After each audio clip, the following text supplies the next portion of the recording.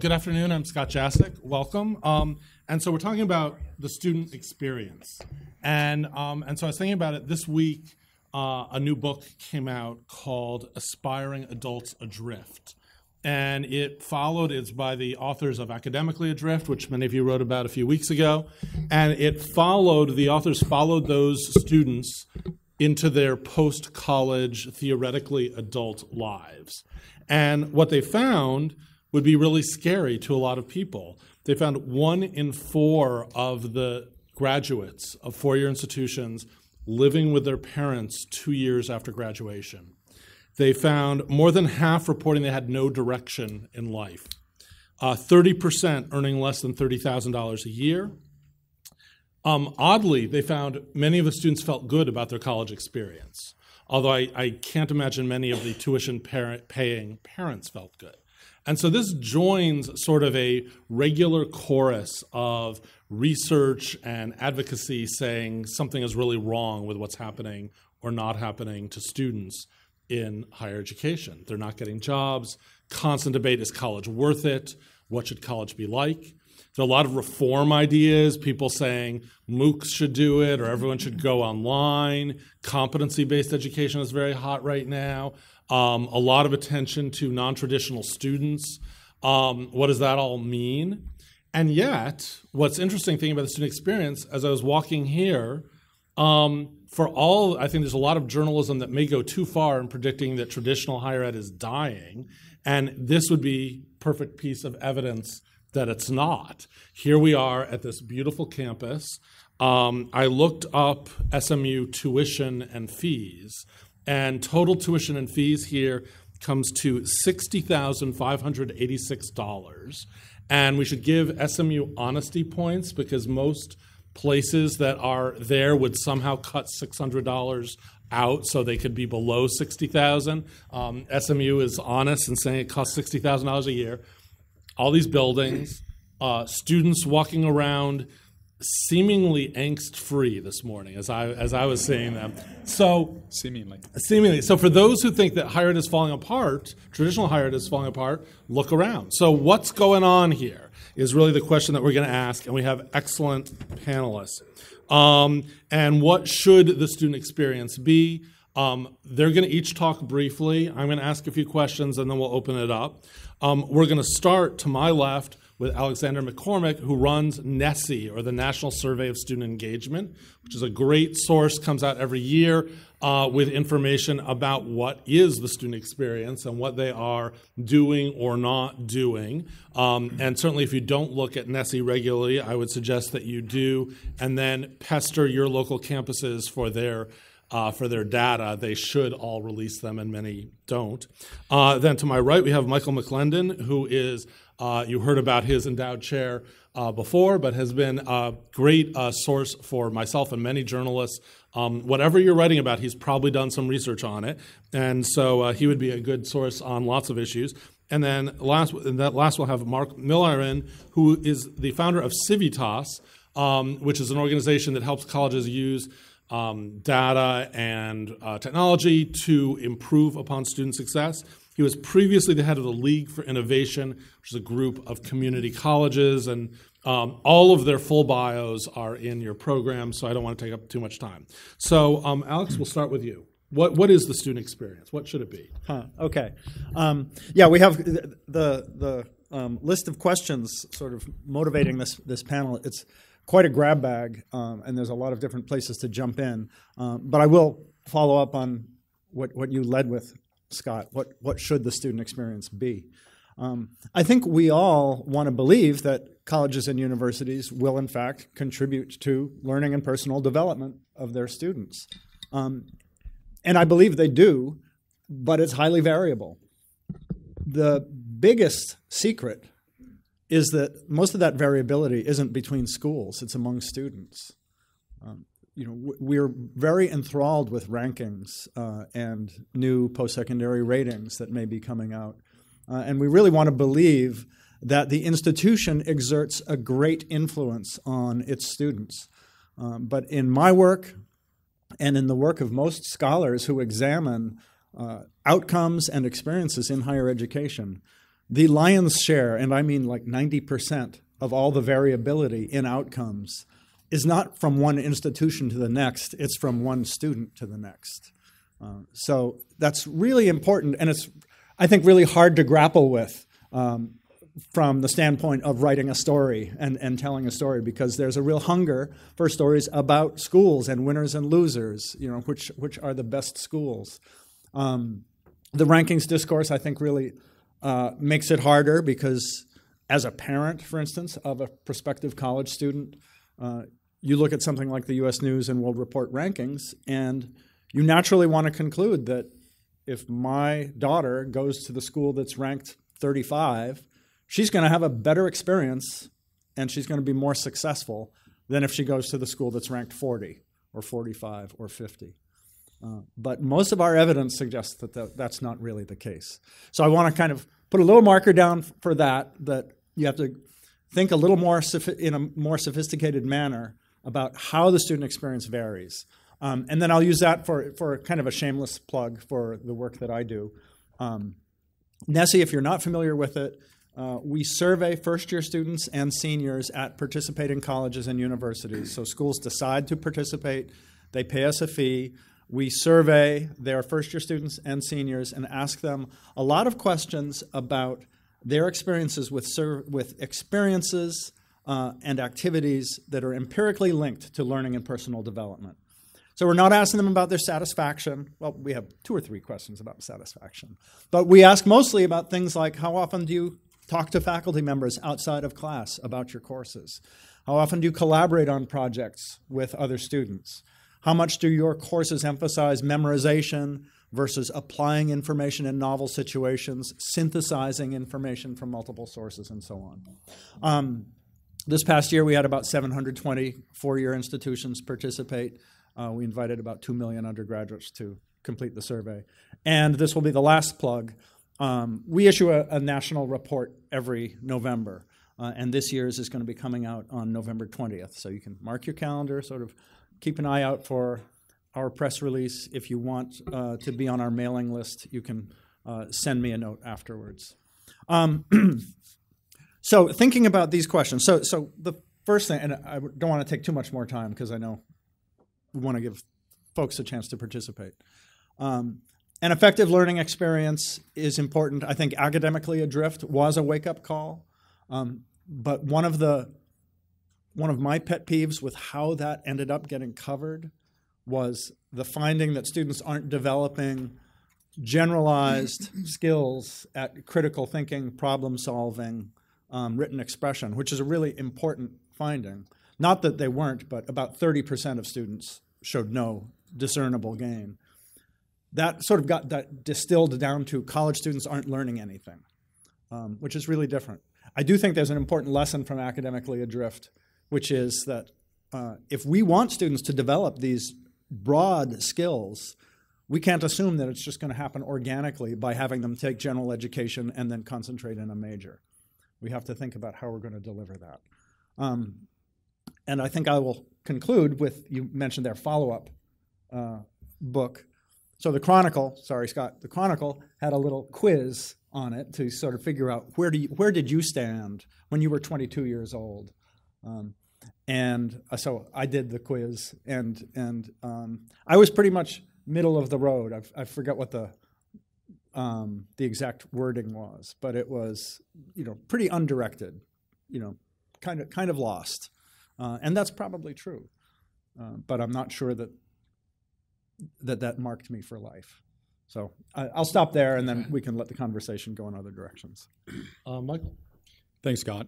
So I mentioned to a few of my panelists this morning that I've decided to change, after weeks and weeks of promises to Kenneth and Caroline and others at EWA about what I would speak about this morning. I've exercised my academic freedom in choosing to speak about something completely different. And I think actually it might fit coherently into the panel discussion as it's emerging.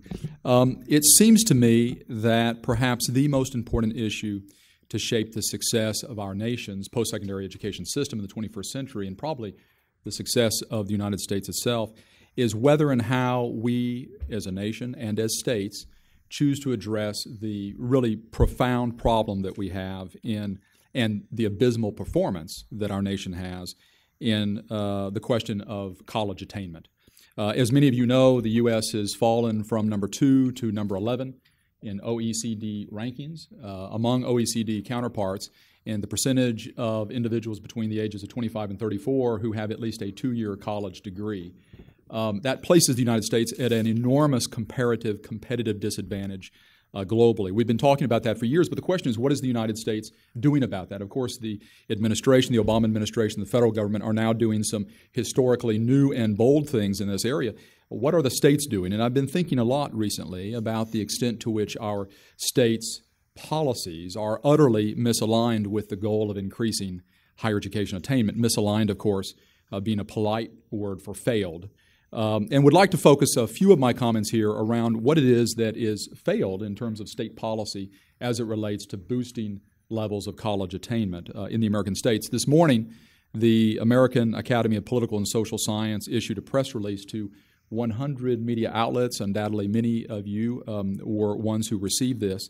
This press release announcing the findings from a special volume on state policy and higher education attainment that my friend and colleague at the University of Pennsylvania, Laura Perna, and I have edited. Never one to forego an opportunity to share press releases with a room full of journalists. We have said press release here. Magically, our vast and vaunted staff will begin to distribute them to you. And I'd like to share with you a few of the findings from this edited volume that has just been released today. It contains 11 original research papers that examine ways that states can increase rates of higher education attainment, arguably, I would argue, in fact, the single most important policy challenge of the 21st century. First, I'll share just 3 with you. First, in a study that a number of my co-authors and I conducted on factors influencing different forms of state government investment in higher education, we find the first strong empirical evidence of a so-called substitution effect or a displacement effect involving merit aid and need-based aid. That is, we find a trade-off between state spending on merit-based aid and state spending on need aid, such that states that invest more in merit-based aid, they invest less, consequently, in need-based aid. This has very clear implications to Alex's issue he raised about who goes to college, because, in fact, as we know, 95% of the money that goes to merit-based recipients goes to individuals from middle and upper-middle income backgrounds, whereas, of course, by definition, need-based aid goes to those who otherwise are in many cases, impoverished and otherwise might not go to higher education at all. Of course, one of the rages in state policy for higher education in the 1980s and 90s was the growth of these merit-based programs.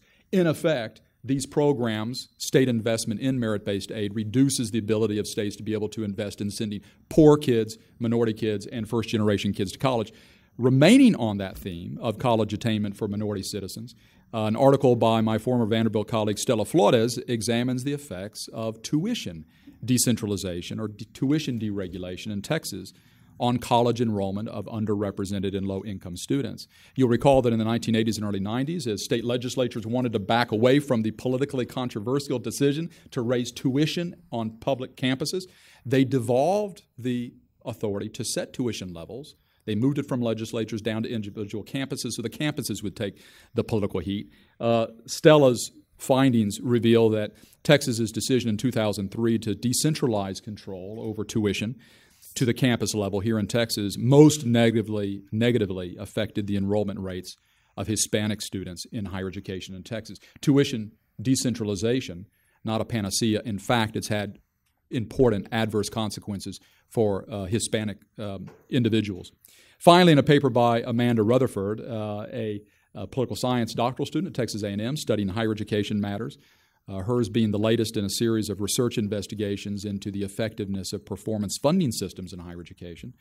She and her colleagues find that current performance funding policies have not achieved the goal of improving student outcomes, and that in some instances these policies may in fact contribute to lower performance over a longer period of time. Now, as Kevin Corcoran and Lumina Foundation has been very influential nationally in helping shape the discussion and policy experimentation in the states around performance funding systems, and as Kevin and I were talking before the session a few moments ago, it's very important to distinguish between the performance funding 1.0 systems, the older systems, and the so-called performance funding 2.0 systems, such as what Tennessee and to some extent Ohio are doing today. What they're doing is much bolder tying of financial incentives for institutions achieving important state policy goals. But nonetheless, there's an important question here around policy design, and the design of many of our states' performance funding systems not only are not having the intended effect of getting kids into and through college and completing college, they're in fact working in counterproductive ways in some instances. Well, there are concrete things states can do to increase college access, college success, and college completion. And I'd be happy to talk with you a little bit later perhaps or throughout the next 2 days about those things. But I think this issue, how states deal with the abysmal performance of this country in getting students through college and completed in college, is going to be one of the most important, if not the most important issue with which we contend, at least for the next several decades. Thank you. Mark? So I'm going to bring together, I guess I'm entering my third decade of doing work in student success initiatives. And I've done it from the association world with the League for Innovation, the corporate world with SAS, the innovative nonprofit world with WGU. I was on faculty at UT Austin, and I used to help run the post-secondary improvement work at the Gates Foundation. So I've seen it from lots of different angles. And one of the things that's pretty clear to me is all of these things matter in terms of trying to help students succeed. I think Kevin made a great point about understanding who the different students are as we're approaching this. I think Alex makes a great point about understanding the goals and levels of engagement and how we're connecting with them more deeply. And of course, the state policies connect. But what I would say is there is an emerging sense right now of the coming together of the kind of art and science of student success, where people are trying to figure out the policy and practice strategies to help more students succeed on these higher education pathways, especially given the need for folks to have higher education to move them ahead economically, to give them more agency in their own lives, to have them be active participants in our democracy. There are all kinds of reasons why we want education to matter.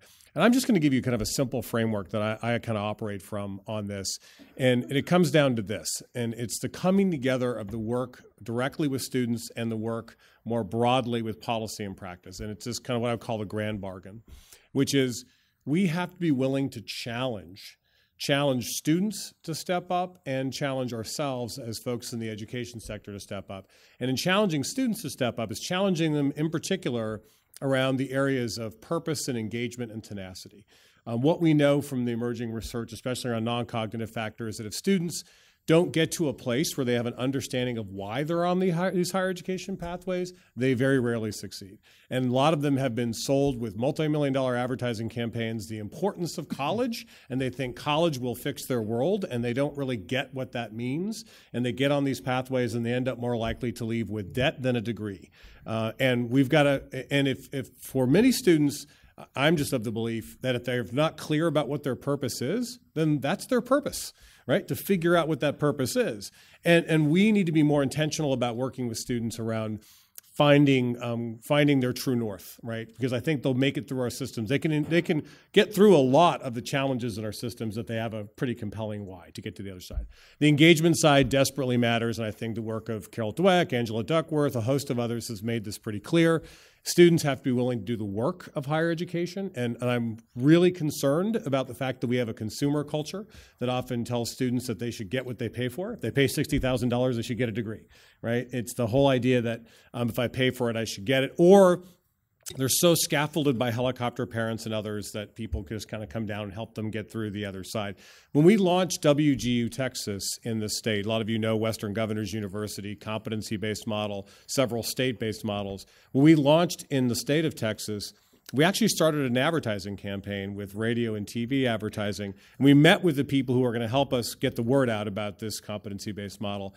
And they came to us with this idea, for example, with billboards and radio advertisements. And one of them was, WGU Texas, the Texas two-step, sign up, succeed. Anybody else see the problem with that? Yeah, I pushed back immediately, and Bob Mendenhall, the president of WGU, and I were just in total accord. It's nonsense. I mean, the truth is they're going to have to work their tail off, and then they can succeed. It's going to be the work. And so we pushed back and said, no, we actually would like the billboard to say the Texas two-step, work hard, succeed. And the guy literally sat across the table from us and said, are you on crack? You're going to ask people to pay money to sign up to work? And they said, that's the truth. They're going to have to work to be able to get there. And just so you have a good understanding of how WGU Texas launched here, it went from 1,000 students to about 5,000 students in about 2.5 years. People are ready to be challenged. They're ready to kind of go to the next level if you're willing to do it. You just have to be willing to kind of ask them to step up. And then the emerging research on tenacity, the realization that many of these first-generation students are not scaffolded the way other folks are. Again, people who come from second, third, fourth-generation families have a different experience. They're scaffolded by I've heard Vinny at Michigan State call this the 6-1 family scaffold, where they have 2 parents and 4 grandparents who are all focused on them finishing, right? I was a first-generation student. I come from a family of 9 kids. I have an African-American brother, a Native American brother, and a Korean sister, and we had 25 foster kids who rotated through my house during the time I was growing up. My mom was a special needs nurse, and my dad was out of his mind. But I was the first one to get a 4-year degree. And what was amazing to me is everybody after me got a 4-year degree. I was the first one to kind of show how it could be done, and they all surpassed it and went beyond it. But I didn't know what I was doing when I walked in the door at Mesa Community College in Arizona. Literally didn't know what an AA was or an AS was, kind of knew what BS was. Right? But every one of my kids, I have 4 kids, which, by the way, my mom calls a starter family. Every one of my kids had a UT Austin onesie on in the crib, right?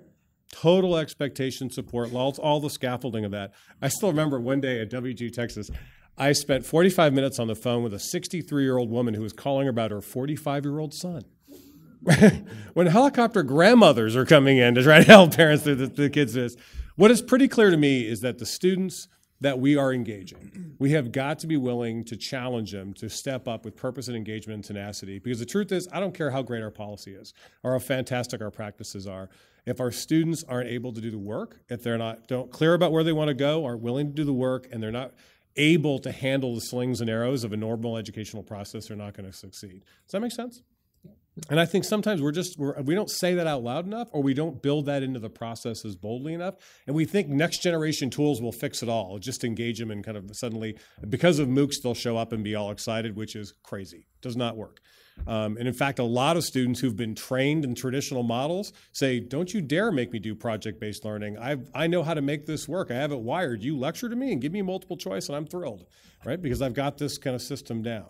So we've got to be willing to challenge them to step up, to get to the deeper learning side. Then the second phase of this, and I'll blow through this so we can get to the conversation, is we've got to be, if they're willing to show up with purpose and engagement and tenacity, we've got to be willing to do the work of ensuring that our policies and our practices are learning-centered. They really are about improving, expanding the learning and their learning outcomes. And that's the deep work you're talking about, is really doing the work of saying, no, it can't just be because it's tradition. There are some great things about tradition that are clearly learning-centered that we want to bring forward, but we have to be willing to challenge that and figure out how we bring the best of our traditions forward with our new techniques and technologies, because we have more tools at our disposal to help students learn than ever before. They can do competency-based models, blended models, online models, face-to-face, deep, rich project learning, all these kinds of things. We've got to figure out how we tune this, right? It's kind of the Candace Teal Stanford conversation about how do we make FaceTime precious and just, use the combination of online and face-to-face in a way where we can make learning kind of sing and go to the next level. So first one is we got to work to make it learning-centered. Second is we've got to make these pathways data-rich, which means we have to be willing to tell folks where they are and get them better data. Our problem is the data work in higher education, and you can underline this for me, is I think that most of the data work in higher education has been brutally accountability focused. It's been accountability analytics as opposed to action analytics. At Civitas Learning, we're kind of an action analytics and student success innovator. We now have about 10 million student records, 100 million course enrollment records. And what's really clear to us, and when we're working with our partner institutions, is that for the first time, the lights have been turned on, because these data have often been in the back offices, or they've been going to iPads or accreditors or to legislators, and not to students and faculty and teachers. teachers. We've got to think about how we get data to the front lines in more elegant ways. I mean, if we think about our own shopping experiences at Amazon, for example, how many of you shop at Amazon? What happens at Amazon while you're buying the book, right? People like you who bought this also bought this, and this, right? Which is a big data run. Do they send you a spreadsheet and a dashboard? And does it take you months before that data gets to you? No, it takes seconds. We've got to figure out how we can get data to the front lines more effectively to help these students kind of make better choices. It is just crazy that we're going to challenge students to self-regulate and not give them data to help them understand when they're off course. We can actually pull together, what we've really seen is you can pull together the data from SIS, LMS, CRM, and to tell a coherent story about how students can effectively navigate higher education. We just got to figure out how to get that data to them. We like the kind of an app strategy idea of getting simpler, cleaner apps so they can make better choices, a good direction to go. And finally, we've got to challenge ourselves to make sure these pathways are high value. And that high value conversation is a conversation on both employability, the credentials lead to labor market potential, and the deep liberal arts, critical thinking, problem solving, decision making, social learning in particular. And it's not an either or, but we end up in this kind of yin and yang fight between these two. And the truth is they both matter for many of our students. And we have to be willing to kind of acknowledge that we often market ourselves in higher education based on job accessibility. So that actually is part of our promise. And if that is part of our promise, we have to make sure we're kind of going on it. But that's a big deal that we're able to lean into both of those value conversations. So for me, I think when thinking about next generation student experiences, the grand bargain we should be working for is that if students show up with purpose, engagement, tenacity, they should assume that we'll do the work to make their learning journey learning-centered, data-rich, and high value. And if those things come together, I think we can help radically more students succeed on higher education pathways. So I want to ask the three panelists a yes/no question. The description of this panel talked about what would be the future of residential undergraduate higher education. 10 years from now, will significantly fewer students as a proportion be enrolled in residential undergraduate education? No. I'm not going to. The problem is what you define as significantly. What I do think is more adults in the United States will be learning in higher education pathways than ever before. So the percentage of students that will be in residential institutions will probably be smaller. The raw numbers will probably be the same. The percentage will probably be smaller because more adults are now coming back on different kinds of comprehensive pathways. So I'm not trying to needle the question. I don't think the raw numbers are going to change, but I do think the percentage will be smaller because more students are finding other kinds of pathways to get higher education credit, and that number is getting bigger. The working student population is getting bigger and bigger and bigger, and it doesn't mean this population is going away. It just means as a percentage of all of higher education, it will probably get a little smaller. So I think that's unanimous. Well, let me ask another way. If educational attainment goes up, will it be through traditional college experiences that may have been residential, or through non-residential experiences? Both. Both. Yeah, both. Has to be both. It's an all of the above strategy. Okay. I mean, you can only add capacity quickly through the other avenues. So question for the journalists. How many journalists here got their undergraduate education through a non-residential experience? Few, which is good. But it is notable that I think a lot of the attention will, in fact, be an experience that isn't necessarily the one that we have. As students, let me ask Alex from your NESE perspective. Many of the NESE questions relate to things that sort of imply that students and faculty are in the same place. Do you discuss things with faculty out of class? Do you discuss certain things with your fellow students, which you could all do online? But as you look at your high-impact practices, do you think they are easier in a traditional college setting, or do you worry about their availability in non-traditional settings? Some of them are easier, but actually we revised our survey in 2013, and one of the big changes we made was to alter a lot of the wording so that it did no longer implied a face-to-face learning situation. So I do think some of these things are easier, and in fact, we get pushback from institutions that basically have a traditional residential college and also an adult degree completion program, and they want us to exclude their adult students. They say, well, we're doing NESE, but we just want to know about our residential student population. And our rule is no. If these are degree candidates at your institution, then they're your students, and they belong in there as well. And we push back pretty hard when they say things like, well, the kinds of things you ask about aren't relevant for our adult students. And that's entirely untrue, right? They have as much of a right and a need to talk to faculty about their courses, to collaborate with other students as undergraduates in a traditional setting. Just to reinforce that, I mean, Western Governors University, fully online, competency-based model, they are one of the biggest proponents of NESE. They love the NESE survey because they take engagement seriously, and they care about that faculty-student relationship. And so I don't think it's predicated on being on campus at all. Yeah, and an interesting side note is that, so there are certain things where, say, an online learning environment is potentially limited, something like collaborative learning, right, where you're actually collaborating with other students on projects, but not necessarily. And I looked, last year we had several online institutions participate, and I had the privilege of being able to look at the results for particular institutions. And in fact, most of these online schools were scored pretty low on collaborative learning. One of them, however, was way above the others and quite clearly had an explicit strategy to create alternative routes to engagement through collaborative learning. So I don't think that it necessarily kind of stacks the deck against students in a non-residential situation. There's one observation. I wonder if I could pose a question to my fellow panelists.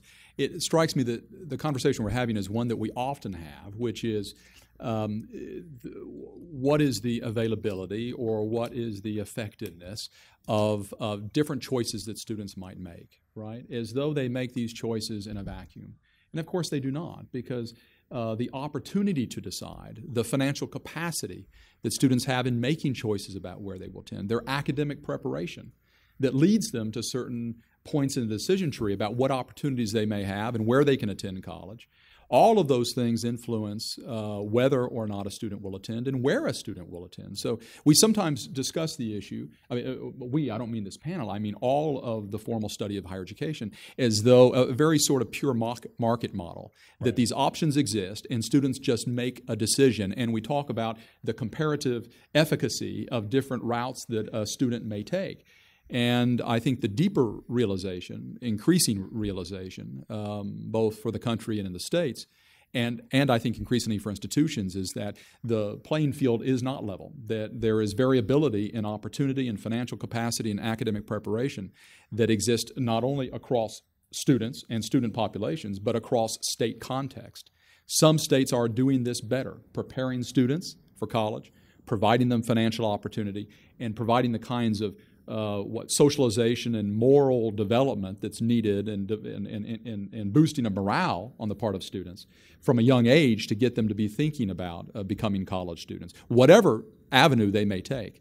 So rather than a discussion just around sort of post-secondary options as in a vacuum, one of the things that states have to do far better and our institutions have to do far better is to think about what is working and what is not in providing financial capacity and in preparing academically students for the options they may have available, whether they be residential, non-residential, online, a variety of other options that exist today. Michael, just if I could follow up on something you said earlier, you said talking about state policies being misaligned. Yeah. Can you give an example or two of a state policy that is sending students in the wrong direction or hindering them from getting to institutions where they would succeed? Sure. Well, I mentioned merit-based aid and need-based aid. I think very clearly some states have chosen, it's politically popular.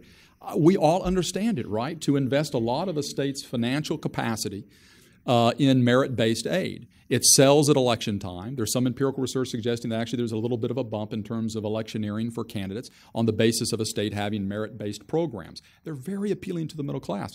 I hope to live in a state that has merit-based aid available for my children where they're of college-going age. We should all be so lucky.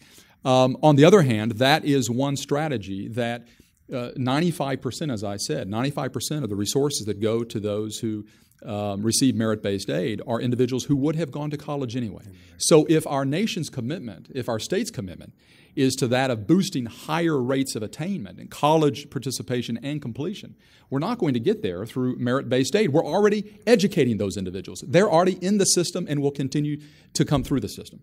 Where we need to focus our efforts and what is a misalignment are states where there are glaring deficiencies in higher education participation and completion, but continue to rely on merit-based financial aid rather than the need-based aid, which is where we're going to get the bump in the system, is for those who otherwise might not go to college, for whom need-based aid is critical in seeing them in the door, through the door, and in the exit of that institution. There are other things. Let me just mention one other thing. There are things that states are doing now, I think, that are quite important. The California's Early Readiness, Academic Readiness Program, many of you may be familiar with.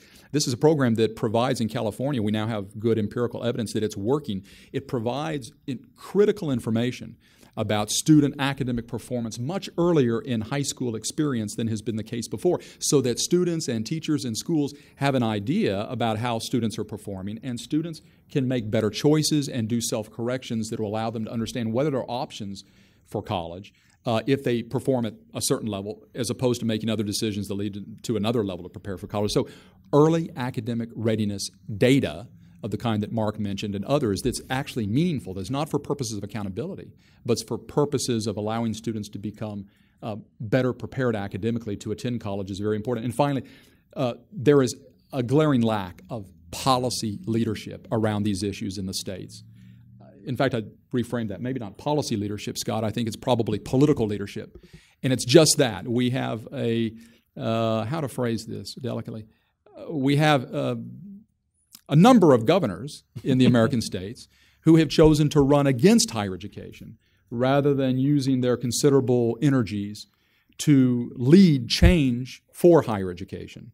Running against higher education may be politically popular in the short run, but we need governors such as Lamar Alexander of Tennessee, and now today I think Bill Haslam in Tennessee, who's doing remarkable things in that state. We need governors such as Jerry Brown around Proposition 30 and the Higher Education Funding Initiative in California.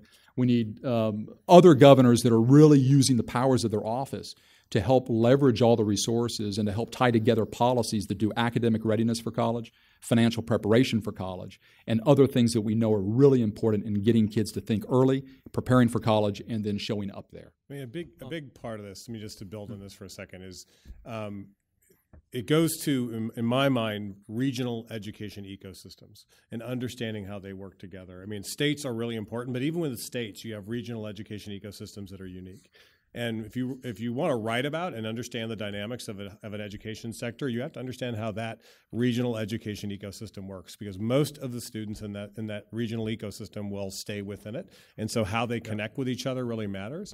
And unfortunately, most of the people who end up talking about higher ed policy conflate a very complicated higher education ecosystem that includes community colleges, R1s, access universities, private universities, who have very different drivers, very different funding models, very different flow strategies. And part of our conversation needs to be about how those things come together to create a family of policies and practices that actually optimize that regional education ecosystem. I'm a big fan of what the Texas Student Success Council has done in this state, where they've pulled together policy leaders and practice leaders from those different sectors together with foundation folks. And they've tried to figure out some comprehensive kind of large-scale strategies to kind of optimize against that. And again, trying to get the data in a way to the folks so they can make those better choices. I want to get you all in, but just before I do, I wanted to say the area of state merit scholarships is an area really ripe for better local coverage. I actually think, talking about all the journalists who are not in this room, it's an area that reporters have not done well on. And in fact, you see a lot of stories when a Hope Scholarship might be cut as if the sky is falling on college access, far less attention when, say, a a need-based program is being cut. So it's an area that could really use more. I think you had a question, and if you could all introduce yourselves so that our panelists know where you're from. Cool. Yep. We're all, I guess, college reporters. I'm the news editor for us. We have a project editor as well. One of the things at our university is we've started like a first-year program to where all freshmen have to attend. Like, it's a class where they try to teach you how to be a college student. I guess I was just trying to like see where you guys weigh in on these ones that kind of force them to be good college students, how these classes might help them. I'll start. Alex, Yeah. So a lot of schools call this something like University 101. And I think there's a lot to be said for that, but also for not just a course.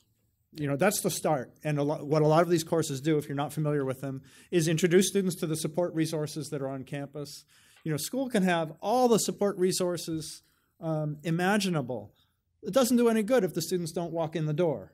And a student's not going to walk in the door until he or she decides, I could use some help with this. So there's lots of important resources institutions need to imbue their students with. They need to be able to self-diagnose and self-monitor in important ways. And a related thing is learning strategies, what it takes to be an effective learner. Historically, higher education assumes that students know this, that somehow it's in our biology, right? We just absorb it through our elementary and secondary education. Now there's a lot more explicit attention, particularly with more attention to first-generation college students who are coming from a family background or community background that doesn't socialize them towards higher education and the independence that they're going to have as students in higher education. So I think they're critically important. Now, all of these things, these high-impact practices we talk about, there's a real danger of reducing it to a checklist. Okay, University 101, all right, let's require all students to take this course. Good, we took care of that. It's done. It's all about how you do it, right? And who's doing it and how effective they are and the extent to which they can use student mentors and student teachers to get the message out. So I think it's one of a number of strategies that universities are starting to pay more attention to because attrition is highly costly to students, right? The real problem with educational debt is the debt of students who don't graduate, right? So it's a problem for students, and attrition is very costly for institutions too. So they're paying a lot more attention to it. If I just one caveat, the question. What factors are associated with college student success, meaning retention and graduation, right? It's a very complex question, it seems. But the best research we have suggests that there are two broad sets of factors, each of these having lots of things to them, not that simplistic, but two broad sets of factors that are really important. Number one, academic integration, and number two, social integration. One of the reasons why I like very much these kinds of programs and why research tells us that when done well, as Alex notes, they are very important. Particularly for the current generation of students coming into higher education, is because when done well, they do both things. They help integrate academically students into the life of the university, and they help integrate students socially into the life of the university. And research tells us that those two things, in fact, are very important in getting students through college and completing college.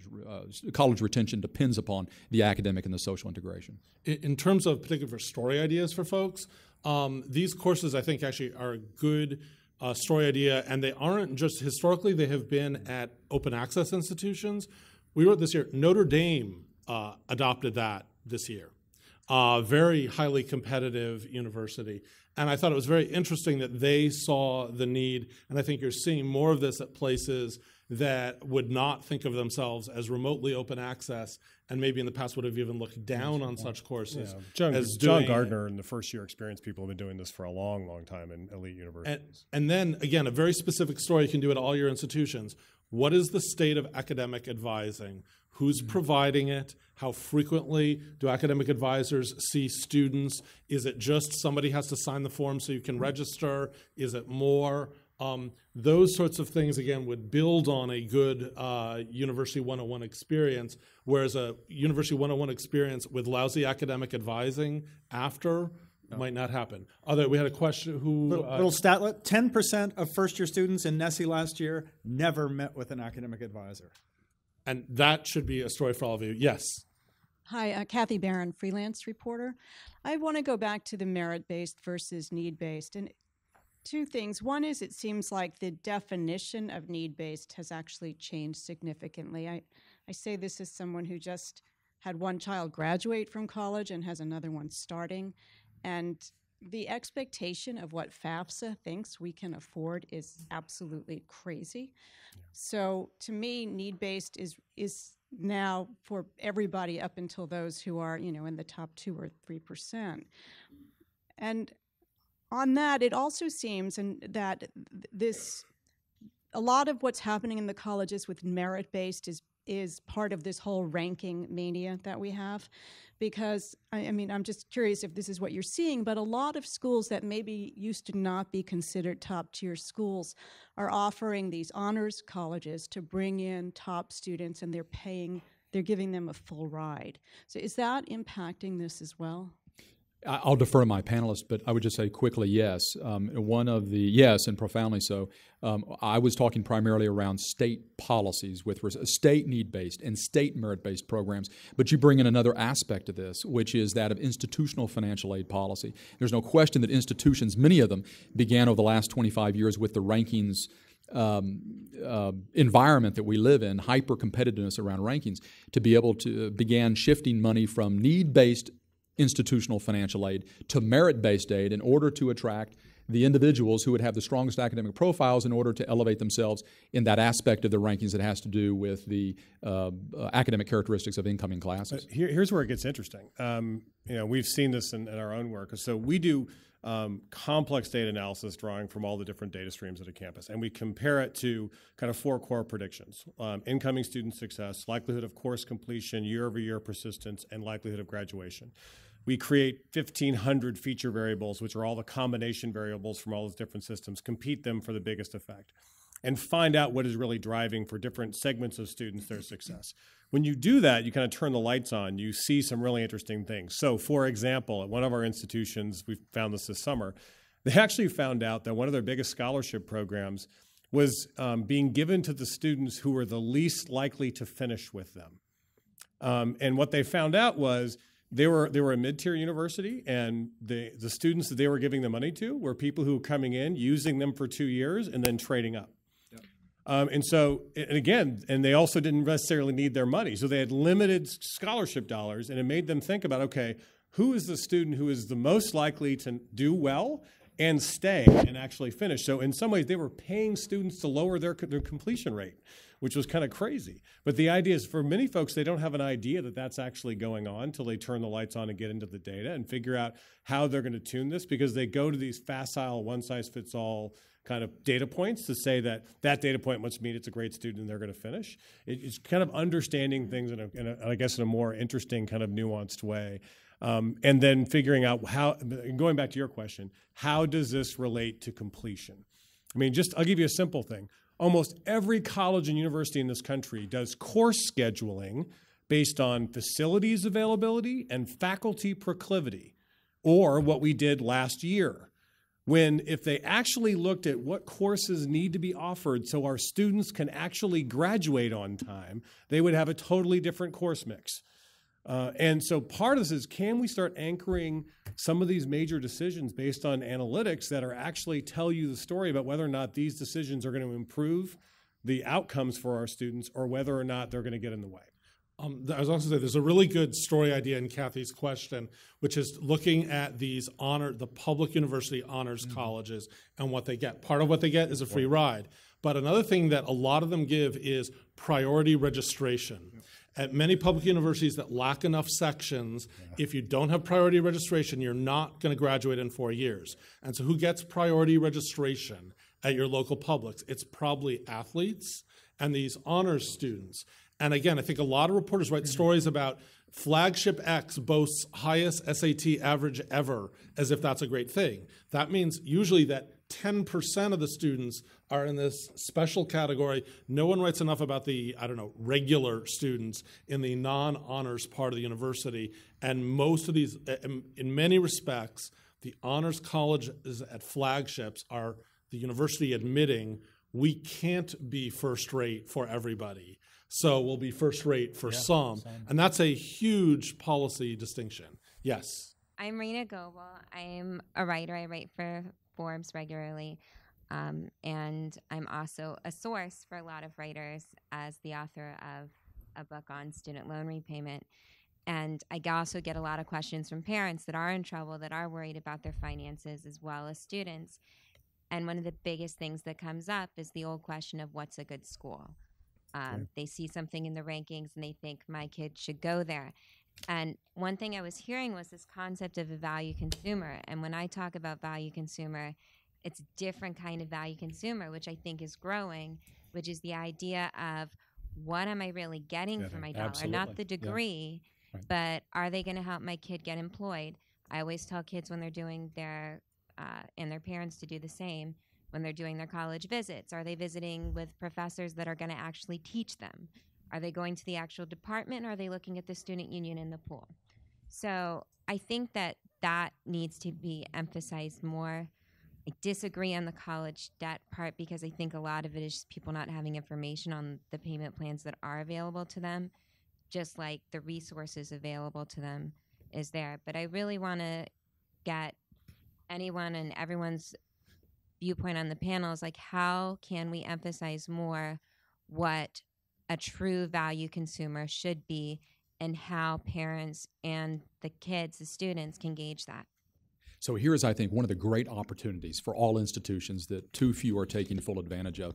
It'd be hard to overestimate the ways in which, I'll be very brief, hard to overestimate the extent to which in the post-World War II era we built our modern system of higher education. I mean, the entire edifice, our funding, our governance, our competitive model, everything is built around the notion of institutional competition for resource inputs. The last 10 to 15 years, what's happened is a redefining of this landscape around not so much resource inputs, but of outcomes and outputs, right? State policies moving in this direction, federal government's moving in this direction. I'm not suggesting it's all taken place, but particularly with the Great Recession and particularly with the loan indebtedness that exists today, families are asking fundamentally different questions they did 20 or 30 years ago. The question then was, what's the best college my student can get into? And often it was based upon peer rankings based upon resource inputs. Today, increasingly, there's an opportunity for institutions that have the data and the marketing team to do it, to be able to say, this is what happens to students when they leave the institution. This is what they have learned. And of course, too few institutions can tell consumers, parents, families, what was learned by students in the aggregate or at the individual level on their campus. Where was job placement? What kind of economic returns or financial returns for students? I think given some of the emerging price resistance that we're seeing on the part of consumers in American higher education, the willingness not to go to the most expensive places, but the willingness to go to places where there will be greater return on investment and greater value. It provides an opportunity for institutions to reposition themselves away from rankings and resource inputs and institutional competition, and rather to position themselves around what is it, how do we demonstrate the value of our institution for the consumers, for the student who's attending. That would be a redefining of the way in which we think about competition in the United States in higher education, according to our market model. Yeah, I mean, to me, a more simple way of saying that is that the last 100 years in higher education in America have been the age of access innovation. And I think the next 25 years, especially going back the last 5, is going to be the age of success innovation, where it's not just about getting them in, it's actually figuring out the outcomes when they get out to the other side. I think we kind of, in the access innovation world, we assumed if they got through, good things would happen. Now, because most students need a post-secondary credential with some kind of labor market value to contribute in society, to be an active part of society in terms of the economy in particular, now there's just a lot more focus on the success indicators and what's coming out the other side, and lots of innovation on the success side. I mean, I want to make sure we're clear about it. I think everybody here agrees the multiple models that are emerging are coming together in very interesting ways. The next 5 to 10 years in this sector is going to be fascinating because you're going to see fully online, fully on ground, lots of blended. You're going to see mixed models within semesters where somebody can take 2 on-ground courses, 1 online course, 1 competency-based course. You're going to see, all these different things are going to come together. So the innovation around success strategies with different modalities is going to be, it's going to blow our hair back. It's going to be just absolutely fascinating. But I think you're exactly right. It's going to be driven not just based on those input factors anymore. It's going to be about what happens after what do they learn and where do they go? So if we all agree with that, it's U.S. News Rankings Week this week. How many of us are going to take a pledge not to write a story about whether it's Harvard, Yale, Princeton, number one, and about where your local colleges fared and whether they're up 2 notches or down? Let's see hands. Okay, I'm not seeing a lot of hands. But if you believe this stuff, and there's going to be even a new New York Times ranking coming out this week, supposedly focused more on low-income students and how they do. But we journalists enable that sort of facile view of the world by constantly boasting, letting institutions boast about their rankings. Time for one more question. Yes. Where does the money go? Let me explain. When a student pays you to, let's say, Mr. McLendon. Too few students pay me. Okay. I want to be on the record about that. Through federal grants or federal government or whatever, where are the most the expenses of a college? Where does the money go? Is it faculty, facilities, maintenance? Where? Yeah, it's faculty, it's people, it's benefits. It's salary and benefits, which is the main problem in the economic formula for traditional higher education, because our primary costs are associated with the thing that we least want to cut, which is the intellectual quality of our faculty, which presumably is the reason why people come to these places and pay more than they would through other modalities of post-secondary education. I'm sorry. But I do want to see faculty also. Yeah. Go ahead, Mark. No, you're right. You're right. I was just going to say, again, it has to do with which kind of institution you're talking about. Right. Because there are lots of different business models for this. I think Lumina's done some really good work. Gates has done some really good work on the cost modeling. It is worth unpacking the Delta Cost Project and a host of other kinds of initiatives to understand the different, again, input factors and then where the dollars actually end up going. So Michael's right, it's salary and benefits, but it's for everyone. Right. And the Delta Project, used to be called the Delta Project on Post-Secondary Cost, Finance, and Accountability, looked at where the personnel expenditures have grown over the last, I think it was decade, but I could be wrong about the time period. And most of it actually was not faculty, it was sort of student support area. Now, why is that? Partly because more and more institutions are trying to be research universities, and they're telling faculty, don't spend your time mentoring students, being advisors, you've got to spend your time publishing, bringing in the grants. So we're going to give you some course release. So big growth has been in an area that for a very long time was part of what faculty did. But there's been a much greater differentiation of the labor force. Right, so it's faculty and staff. It is the people cost of universities and their benefits, which Alex is reminding us. Well, and along those lines, again, a story you can do is what is course load at the colleges that you cover? Teaching load. How many courses does a typical faculty member teach? Now we're moving. Our next session is on community colleges, where faculty members teach a lot of sections of a lot of courses, and compare that. I'm not saying to criticize the real research universities where they really are publishing and changing the world and curing cancer, but the wannabe AAU members that aren't ever going to be great research universities, but that have 2-2 teaching loads as opposed to the 4-4 that you'll see at a community college, that raises a lot of real questions. 4-5, yeah. And so the next panel, you're going to hear about institutions where faculty are truly focused on teaching. So please join me in thanking our panelists.